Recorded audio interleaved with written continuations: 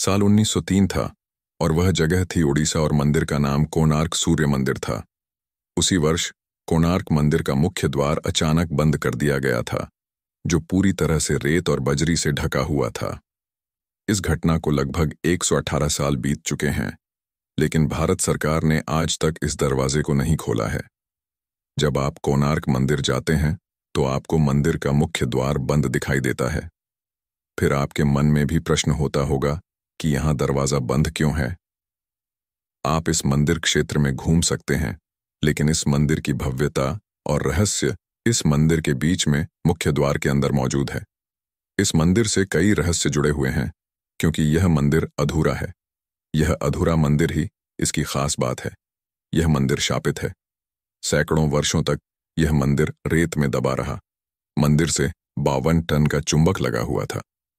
इस मंदिर को बनाने वाले शिल्पी ने आत्महत्या कर ली थी। यह भी कहा जाता है कि रात के समय इस मंदिर से नर्तकियों की आवाजें आती हैं। ऐसे कई राज्य हैं जो आपके होश उड़ा देंगे। लेकिन फिर भी मन में अक्सर एक सवाल उठता है कि भारत सरकार अक्सर इतनी मेहनत करके मुख्य दरवाजा खोलने का फैसला बदल देती है। यह मंदिर भगवान सूर्य को समर्पित है।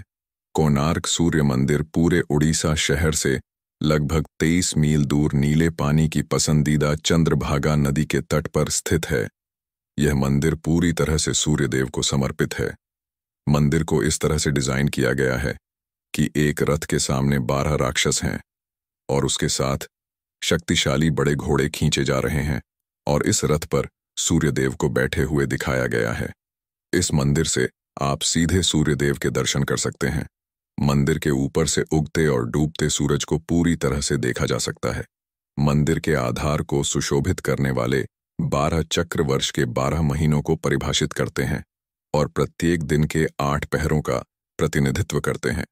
मंदिर को 2 भागों में विभाजित किया गया है, जिनमें से पहला सूर्य की किरणों के संपर्क में था, और कहा जाता है कि मंदिर की मूर्ति में कांच या हीरे जैसी धातु से प्रवेश किया गया था, जिसे इसकी छाया पर बनाया गया था।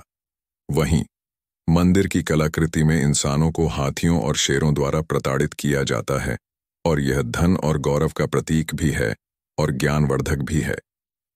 इस मंदिर के बारे में कहा जाता है कि इस रोग की शुरुआत भगवान कृष्ण के पुत्र शंभा के श्राप से हुई थी। इससे बचने के लिए उन्हें सूर्यदेव की पूजा करने की सलाह दी गई। सांबे ने चंद्रभागा नदी के संगम पर 12 साल तक तपस्या की और सूर्यदेव को प्रसन्न किया, और उनकी बीमारी ठीक हो गई। मंदिर का निर्माण एक सैंडविच के रूप में किया गया है, जिसके बीच में लोहे की प्लेटों को मंदिर के खंभों को रखा गया है।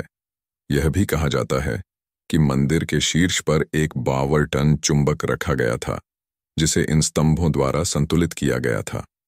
इससे भगवान सूर्यदेव की मूर्ति हवा में तैर रही थी, और इसे देखकर हर कोई हैरान रह गया। कहा जाता है कि चुंबक को किसी विदेशी आक्रमणकारी ने तोड़ा था।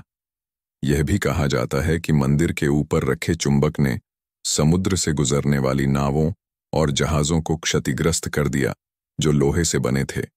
इससे नाविकों को अपनी नाव को बचाने के लिए चुंबक को बाहर निकालना पड़ा। यह पत्थर केंद्रीय पत्थर के रूप में कार्य करता था, और उसके कारण मंदिर के अन्य सभी पत्थर संतुलन में थे।